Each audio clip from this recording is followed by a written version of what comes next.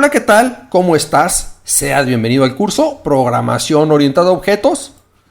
Estamos revisando la sintaxis de Java y vamos a continuar con las sentencias break, continue y etiquetas. De hecho, vamos a discutir por qué el utilizar estas sentencias pues es algo que vamos a tratar de hacer lo menos posible. Es decir, en la medida de lo posible las vamos a evitar. Vamos a empezar con la sentencia break. Esta sentencia break se utiliza principalmente en estructuras repetitivas para finalizar las repeticiones en cualquier momento de la iteración actual. Es decir, a la mitad de un ciclo tú puedes decir, ¿sabes qué? Aquí terminó, hacemos un break. El uso adecuado de esta sentencia puede facilitar la lectura de un algoritmo al reducir anidamientos if y la expresión lógica xlog. Es decir, en algunos casos sí conviene utilizarla. ¿Por qué? Porque a final de cuentas nos va a ayudar a escribir un código más simple, más claro. Vamos a ver la sintaxis. Y esto más bien viene con un ejemplo. Aquí tengo un ciclo do while, donde después de efectuar estas sentencias, el grupo 1 de sentencias, hago una evaluación de una expresión lógica. Si esta expresión lógica es verdadera, efectúo la sentencia break. ¿Qué va a pasar?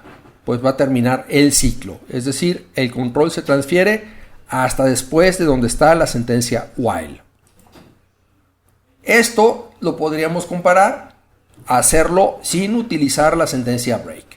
Es decir, hago el grupo de sentencias y ahora, si la expresión lógica 1 es verdadera, no efectuar el bloque de sentencias 2 y comprobar la expresión lógica en el while.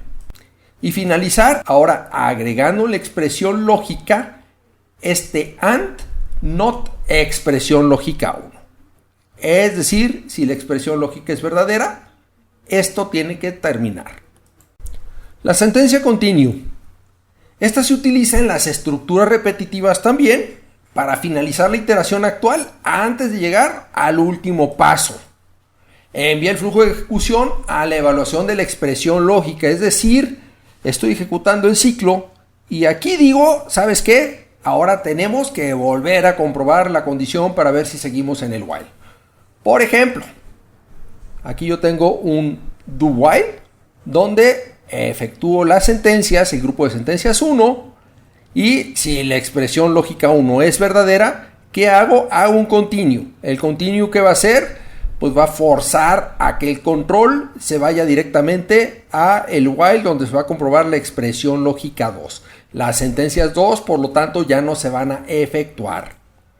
¿Esto a qué equivale? Pues equivale a hacer un do while también, donde voy a tener el grupo de sentencias 1 y voy a comprobar si la expresión lógica 1 no es verdadera, se va a ir al grupo de sentencias 2.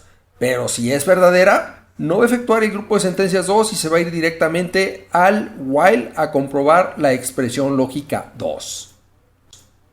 Vamos a ver etiquetas. En los ciclos anidados, cuando yo utilizo las sentencias break o continue, ¿qué va a pasar? Pues va a finalizar la repetición o iteración, pero del ciclo donde fueron utilizados, es decir, no de los ciclos exteriores. Y en algunos casos sí voy a necesitar saltar a un ciclo que está afuera. Vamos a ver un ejemplo. Yo aquí tengo un ciclo for, grupo de sentencias 1, y dentro de este ciclo for tengo otro ciclo for donde tengo el grupo de sentencias 2, y si la expresión lógica se cumple, hago un break. ¿A dónde me va a mandar este break? Este break me va a mandar al final del ciclo for en donde estoy haciendo el break, es decir, el ciclo for interno, si así podría llamarlo.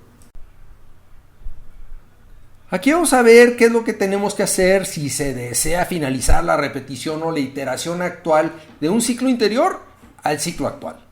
Tenemos que utilizar etiquetas para identificar cada ciclo. Por ejemplo, vamos a poner una etiqueta que le vamos a llamar bucle 1 antes del primer ciclo for. Vamos a poner el grupo de sentencias 1 y una etiqueta que se llama bucle 2 antes del ciclo for que está adentro, es decir, del for anidado. Aquí vamos a tener el grupo de sentencias 2 y si la expresión lógica se cumple, hacemos un break pero indicamos que es hacia el bucle 1, es decir, el salto va a ser hasta el bucle 1, es decir, hasta el primer for. Bucle 1 y bucle 2 siguen las reglas de los identificadores. El identificador de una etiqueta no puede ser igual al de otra etiqueta definida en un bloque exterior, pero sí puede ser igual al de otra definida en un bloque anterior. Es decir, yo puedo tener las mismas etiquetas en diferentes bloques de ciclos. Muchas gracias por tu atención y si tienes dudas, a continuación las resolvemos.